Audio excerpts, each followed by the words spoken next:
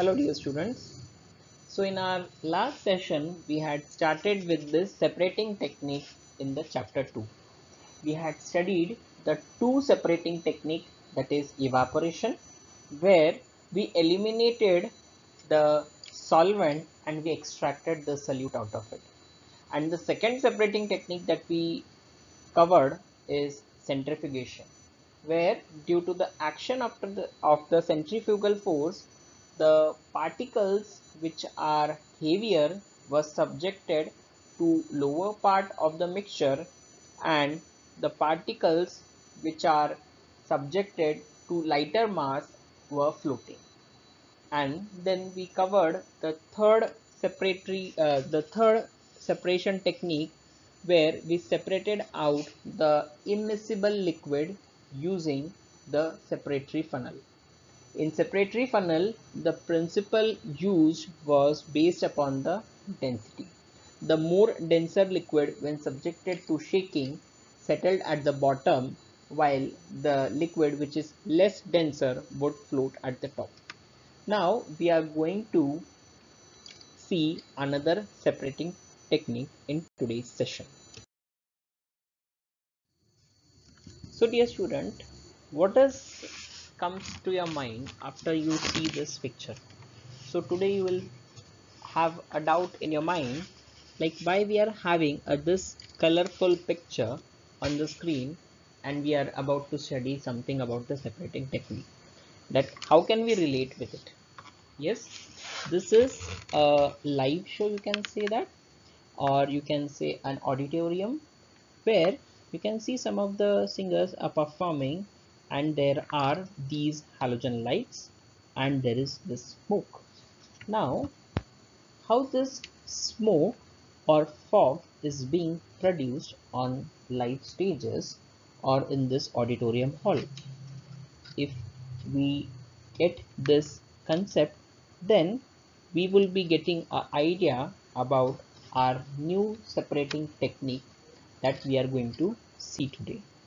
So this fog or smoke can be produced using a sublimation process. So sublimation is a process which is associated with the state change.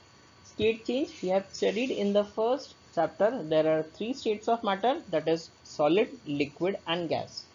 Whenever there is a conversion from solid to liquid, it is called as melting, and when we talk about to liquid to gas, it is vaporization.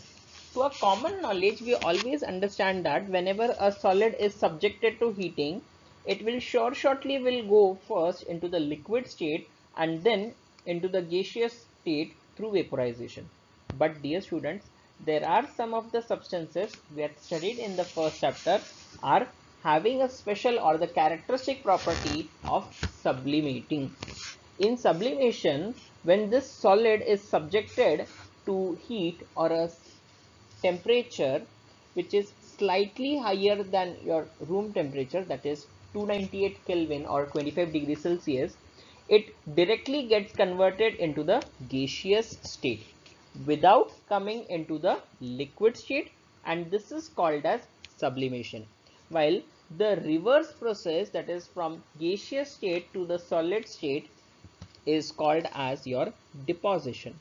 This property is being used for separating out the mixture which is composed of one sublimable substances. We had seen the examples in the first topic also of the sublimatory substances. It is ammonium chloride, naphthalene balls, and it is the iodine crystals also, which is having a characteristic property of getting sublimation with subjected to high temperature or a heating process. Now to understand the process of sublimation or the technique where we are going to use this sublimation process, first we'll see the apparatus setup or the assembly which is there to separate out the mixture which is containing a sublimatory substances. So this is the setup. This is a tripod stand on which a china dish is there in which we have kept your mixture, and the mixture is containing a subliminary substances. This is a funnel which is kept in an inverted position with top opening, or this point is being corked using a cotton plug. Now this china dish is subjected to heating. As soon as the temperature of this china dish increases, subliminary substances, that is the substance which is now present in a solid state, is being now subjected to heat. As the temperature rises, the solid state of the subliminary substances gets converted directly into the gaseous state. As you can see here, the vapors are getting formed, and as soon as these vapor travel in the top position of this inverted funnel, the temperature decreases in this part.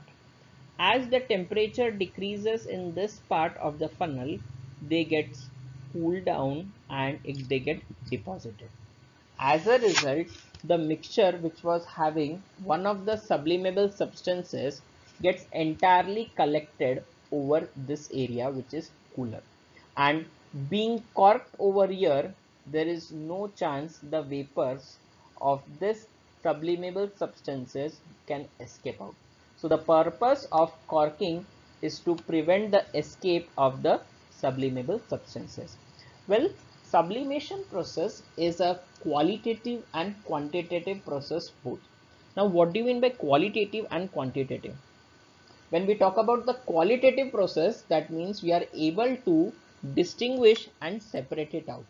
And when we talk about quantitative, that means the process will also lead to separate the component, and the exact amount which is present in the mixture can easily be separated out using this process. So sublimation process is a quantitative and qualitative both, and this process is that kind where at a one go itself, that means if you carry out this process once, entire sublimable substances can be separated out.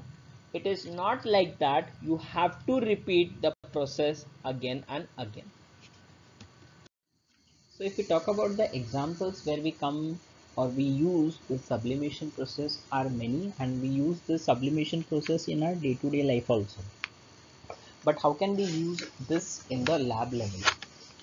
Suppose if you are given a mixture of a sand and ammonium chloride, then ammonium chloride being sublimable substances, and when you put this mixture into the assembly of your sublimation technique, and when this mixture is subjected to heat, the sublimable substances, that are ammonium chloride, would be getting eliminated from the mixture and we can separate it out. Similarly, if a mixture of naphthalene and salt is given to you, naphthalene is itself white color. So if there is salt and naphthalene, and if you want to separate them out, we can use this sublimation process. So in the first slide we had shown you the live stage performance clip, and in that, there you could see the smoke and fog. This smoke and fog was present due to the sublimation of the dry ice. Dry ice is nothing but your solid carbon dioxide. So this solid carbon dioxide, when comes in contact with this room temperature, it automatically gets converted into this gaseous state, and this fog and smoke kind effect is reduced. The mothballs are also having this sublimable character. Then we use that room freshener, the Odonil kind of thing that you get in the market, that is also having a solid state, but when kept in the toilet, they get converted into the gaseous state directly, and the foul smell is escaping out with good aroma being generated due to this room freshener being sublimated into the gaseous state. Iodine is also a subliminary substances. So when it is subjected to 100 degrees Celsius, it forms a toxic purple color gas, and it is highly toxic to human beings also. So this is the whole idea about the sublimation process, and how can we use this sublimetry technique to separate out the components from the mixture which is having a sublimetary substances. Thank you.